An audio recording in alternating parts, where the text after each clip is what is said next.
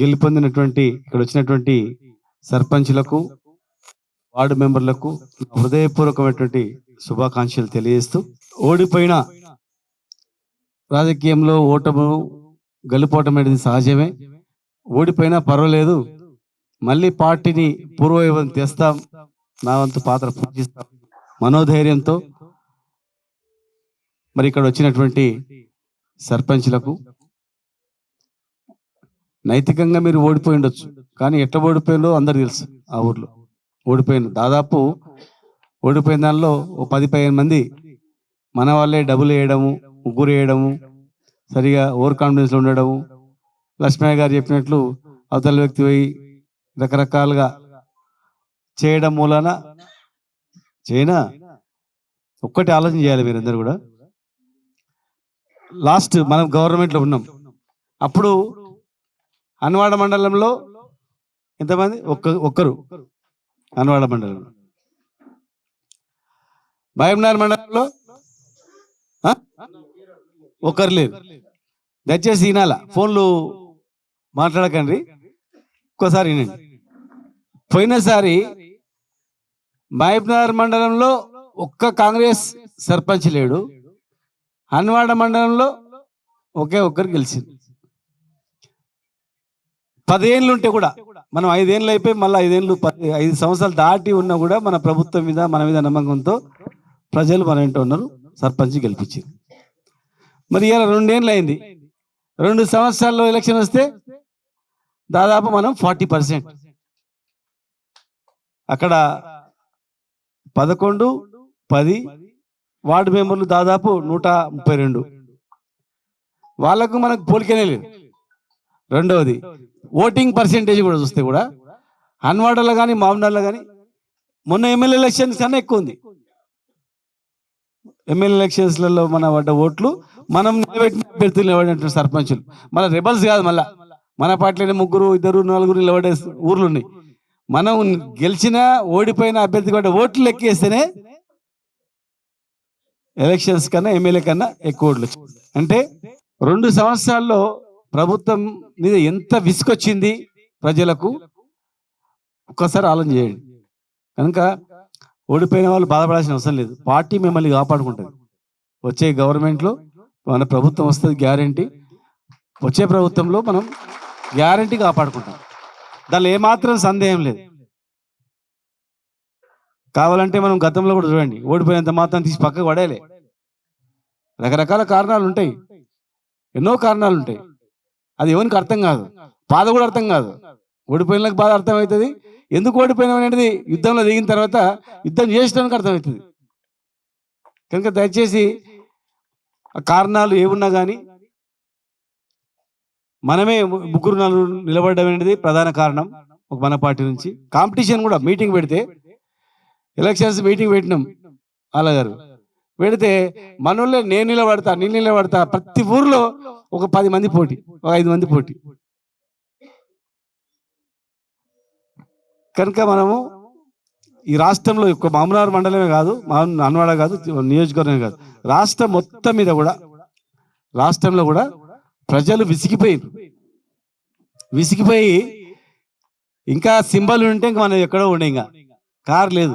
నేను పోయినప్పుడు కూడా లాస్ట్ రోజు వచ్చిన మహబూబ్నగర్ మండలం కూడా, రేపు ఇవాళ లాస్ట్ క్యాన్సింగ్ అనే రోజు వచ్చిన, హన్వాడ మండలంలో కూడా ఈరోజు లాస్ట్ అనే రోజు వచ్చిన, 2-3 ఊర్లు తిరిగి చెప్పాను.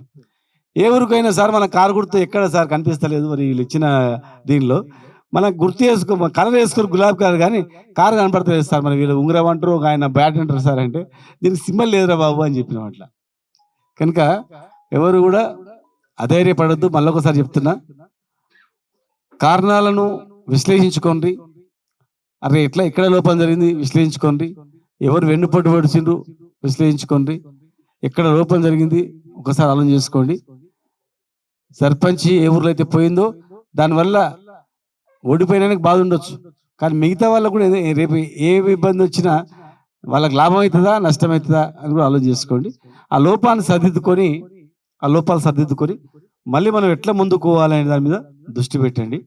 దయచేసి గెలిచిన వాళ్ళు అరే నాకు నిధులు ఇవ్వడంట, అంత ఉట్టి మాటలు, నిధులు లేదు పిధులు లేదు, ఆడు వచ్చేటివేలే ఉంటే కదా, ఏమైనా ఉంటే కదా ఇయ్యనికి.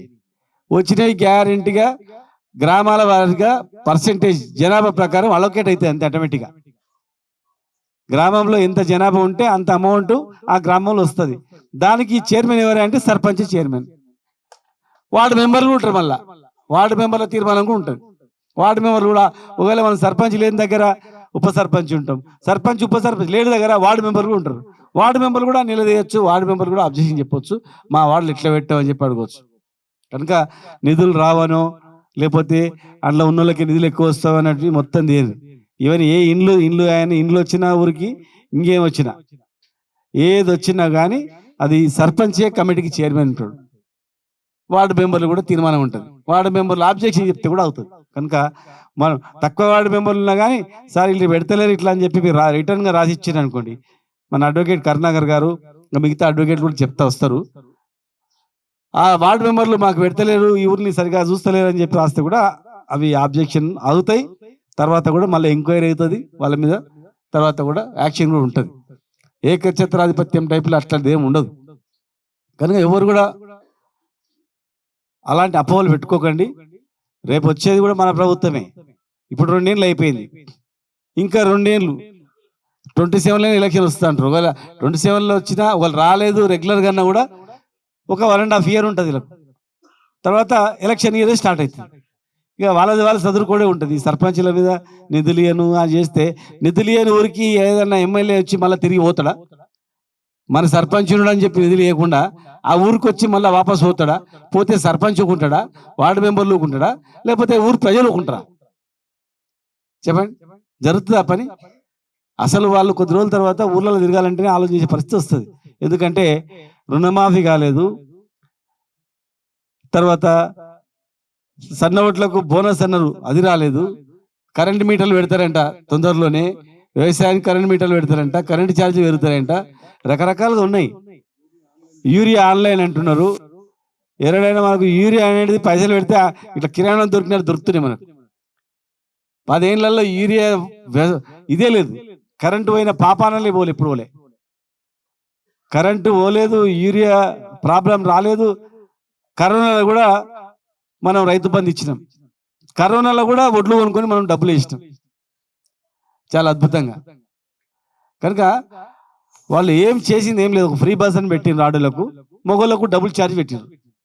వీళ్ళకి ఫ్రీ అన్నారు, మగ ఆయనకు 5 రూపాయలు అంటే 10 రూపాయలు చేసారు అంతే. ఇక తులం బంగారం లేదు, కేసీఆర్ కిట్ లేదు, ఏం లేదు. వాళ్ళు ఏ ఊర్లో వస్తే ఆ ఊర్లో ఎంతమంది డెలివరీ అయినరో వాళ్ళని తీసుకొచ్చి మాకు ఇవ్వాల్సిన కేసీఆర్ కిట్ ఎక్కడ పోయిందని అడగాల.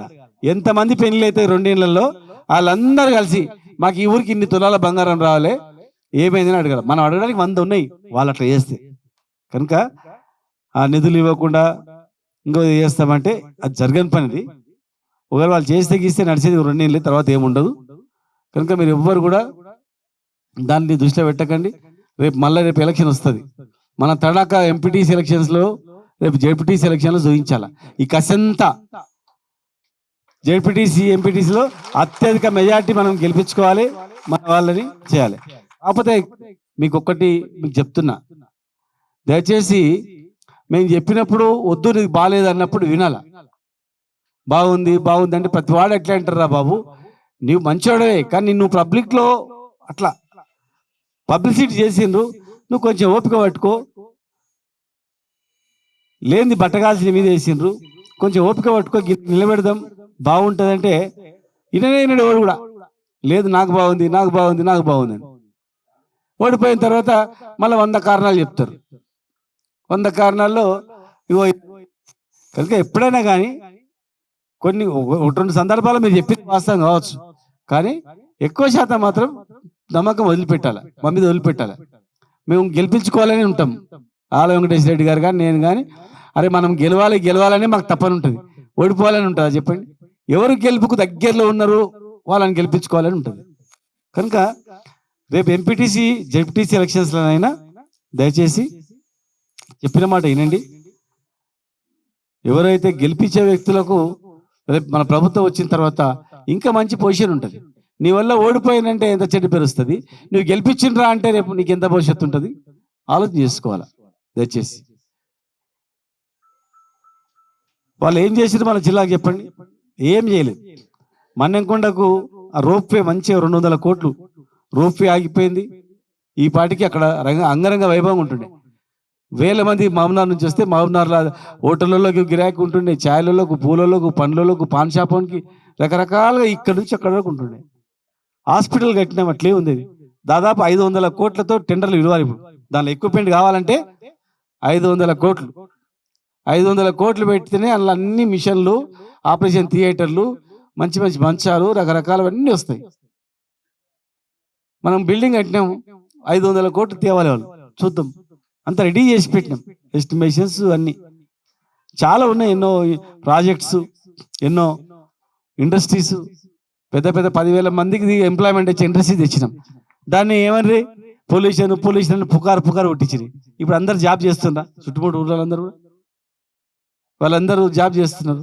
వాళ్ళందరికీ మహబూబ్నగర్, వాళ్ళు ఎక్కడ జడ్చర్లకు ఇంకెక్కడో హైదరాబాద్ పోకుండా మహబూబ్నగర్కు లింక్ రోడ్ కూడా పెట్టినాం. 100 ఫీట్లది. డైరెక్ట్ మహబూబ్నగర్ రావాలి, వచ్చిన వాళ్ళు ఇక్కడనే ఇల్లు కొనుక్కోవాలి, ప్లాట్లు కొనుక్కోవాలి, డెవలప్ కావాలని చెప్పి ఏం చేసి చెప్పు. 2 నెలల్లో 90% కంప్లీట్ అయినటువంటి పాలమూరు రంగారెడ్డి జిల్లా ప్రాజెక్టు 10% కాలువలు తోతే అయిపోతుంది. అక్కడ మోటార్లు పెట్టినాం, నార్లాపూర్ దగ్గర మోటార్లు పెట్టినాం, అన్ని రిజర్వాయర్లు అయిపోయినాయి. కరివేన నుంచి ఉదండపూర్కు భూమిలోనే టన్నల్ తోయినాం. బయట ఎంత పెద్ద కాలు ఉంటుందో ఒక లారీ పోవచ్చు, లారీ బస్సులు తిరగొచ్చు అనమాట. అంత పెద్ద లారీ బస్సులు తిరిగేటువంటి కాలువ కరివేనాల నిండితే ఆటోమేటిక్గా ఉదండపూర్ నిండేటట్లు టన్నల్స్ కూడా అయిపోయినాయి. టోటల్ టన్నల్ అయిపోయి అంతా అయిపోయింది. ఆడ మోటార్ ఆన్ చేస్తే మొత్తం నిండుతాయి. కింద కాలువలు పడితే చెరువులు, కుంటలు మొత్తం నిండిపోతాయి. ఎక్కడ పడితే అక్కడ అద్భుతంగా ఉంటాయి. అక్కడ చెక్ డ్యాములు కట్టిన ఆలయ వెంకటేశ్వర రెడ్డి గారు. మనం హనుమానాలు కట్టినాం. ఒక 5 కడితేనే, మనం 4-5 చెక్ డ్యాములు కడితేనే మొత్తం భూగర్భ జలాలు వచ్చినాయి. ఇలా ఏం చేసారు వాళ్ళు వచ్చి? ఎక్కడనో రామన్నపల్లి అవతల 30-40 లక్షలు ఎక్కడ పోతుండే, ఇవాళ 10 లక్షలు అంటే కూడా ఎవడు వెళ్తాడు సార్, పెళ్లిళ్ళకి అమ్ముతాం అంటే కూడా వస్తలేదని చెప్పి. చిన్న ఖాళీ ప్లాట్ ఉందంటే మహబూబ్నగర్లో అందరు 10 మంది ఎగబడుతుంది, ఎవడు కొనేటోళ్ళు లేడు. జస్ట్ 10% జేసీబీలతో కాళ్ళలో తోగితే మనకు చెరువులకు, కుంటలకు నీళ్ళు వచ్చే పరిస్థితి ఉన్నా 2 ఏళ్ళు అయింది. మనం పిలిచిన టెండర్లను క్యాన్సిల్ చేసిండ్రు, ఇప్పటివరకు టెండర్ విలువలే. ఇలా మన జిల్లాకు అన్నం పెట్టేది పాలమూరు రంగారెడ్డి జిల్లా ప్రాజెక్టే. 90% కంప్లీట్ అయిన ప్రాజెక్టును 10% ఎందుకు కంప్లీట్ చేస్తలేరు? ఒక్కసారి ఆలోచన చేయాలి. ఇలా మన ప్రభుత్వమే ఉంటే, మేమేమని ఉంటే ఆ ప్రాజెక్ట్ ఆగుతుండేనా? ఆ ప్రాజెక్ట్ ఎవడైనా ఆపుతుందా? ఈ పాటికి నీళ్ళు వచ్చి ఎటు చూసినా సస్యశ్యామలంగా ఉంటుండే, ఎటు చూసినా ఇట్లా. కనుక మనం పోగొట్టుకున్నాం. కనుక దయచేసి మళ్ళీ మనం తొందరలోనే మళ్ళీ మీటింగ్ పెట్టుకుందాం. ఎంపీటీసీ, జెడ్పీటీసీ ఎలక్షన్స్ వస్తాయి. ఖచ్చితంగా పాలమూరు రంగారెడ్డి జిల్లా ప్రాజెక్టు పైన పెద్ద ఎత్తున 21 నాడు కేసీఆర్ గారు మీటింగ్ పెడుతున్నాడు. 21 మీటింగ్లో మనం ఏం చేయాలి, పాలమూరు ప్రజలు కంప్లీట్ చేసుకోవడానికి ఏం చేయాలని దానిపైన చర్చ జరుగుతుంది. మనకు 90 టీఎంసీలు కేటాయించడం జరిగింది. 90 టీఎంసీలు కేటాయించి కంప్లీట్గా అన్ని అనుమతులు కంప్లీట్ చేసి 6 రకాల అనుమతులు కంప్లీట్ చేసి జస్ట్ ఫార్మల్గా అయిపోయేదాన్ని ఇప్పటి వరకు కూడా కంప్లీట్ చేయలేదు. మళ్ళీ రివర్స్ వాపస్ వచ్చిందంట. వాపస్ వచ్చి మళ్ళీ దాని సగం 45 టీఎంసీలకే పంపమని చెప్పి మళ్ళీ వచ్చింది. కనుక మనకు బతుకు తెరివే పాలమూరు రంగారెడ్డి జిల్లా ప్రాజెక్ట్, మనం బతికే మనకు దాని మీద. కనుక మనకు అన్నం పెట్టే ప్రాజెక్టును ఖచ్చితంగా మనం కాపాడుకోవాలి. రైతు బాగుంటేనే మనం బాగుంటాం. మన ప్రభుత్వం రైతు బేస్డ్ ప్రభుత్వం. మనది రైతుని ధనవంతం చేయాలి, అక్కడనే మనం అందరం బాగుపడతాం అనేటువంటి ఫార్మర్ బేస్డ్ గవర్నమెంట్ మనది. కనుక ఆ 10% కంప్లీట్ చేయకుండా పాలమూరు రంగారెడ్డి జిల్లా ప్రాజెక్టు ఉనికికే ప్రమాదం వచ్చే పరిస్థితి వచ్చింది. అటు కర్ణాటకలో ప్రాజెక్టు కడుతున్నా ఎవడు అడుగుతలేడు, ఇక్కడ నీళ్లు తక్కువ చేస్తున్నారు, ప్రాజెక్టు టెండర్ కంప్లీట్ చేయకుండా క్యాన్సిల్ చేసింది. కనుక మనం దానిపైన మనం అందరం కూడా నడుము బిగించాల్సిన అవసరం ఉందని చెప్పి మీకు తెలియజేస్తూ, మరి మీరు ఎవరు కూడా ఓడిపోయిన వాళ్ళు అధైర్యపడొద్దు. తొందరలోనే మళ్ళీ మేము అందరం కూడా 14 మంది ఎమ్మెల్యేలను కూడా కలిసి ఈ 2 రోజులు కలిసి మాట్లాడుకుంటున్నాం. పాలమూరు రంగారెడ్డి జిల్లా ప్రాజెక్టు పైన ఏం చేద్దామని చర్చిస్తాం. ఖచ్చితంగా రేపు రాబోయేది మన ప్రభుత్వమే. ఖచ్చితంగా మళ్ళీ కేసీఆర్ గారు మళ్ళొకసారి ముఖ్యమంత్రి అవుతాడు. మళ్ళీ మేమందరం కూడా ఉంటాం, కీలకంగా మేమందరం కూడా ప్రభుత్వంలో ఉంటాం. మిమ్మల్ని కార్యకర్తలను అందరినీ కాపాడుకుంటాం. మేము కానీ ఇక్కడ ఉన్నటువంటి ఆలయ వెంకటేశ్వర రెడ్డి గారు కానీ, లక్ష్మీరెడ్డి గారు కానీ, ప్లస్ 14 మంది చూడండి, అనునిత్యం జిల్లా అభివృద్ధి గురించి మేము పాటుపడ్డాం తప్ప ఎక్కడ కూడా జిల్లాను విస్మరించలేదు. భవిష్యత్తులో కూడా ఇక్కడ విద్య, ఉపాధి, ఉద్యోగం, అగ్రికల్చర్ అన్ని రకాలుగా మేము చేస్తామని చెప్పి తెలియజేస్తూ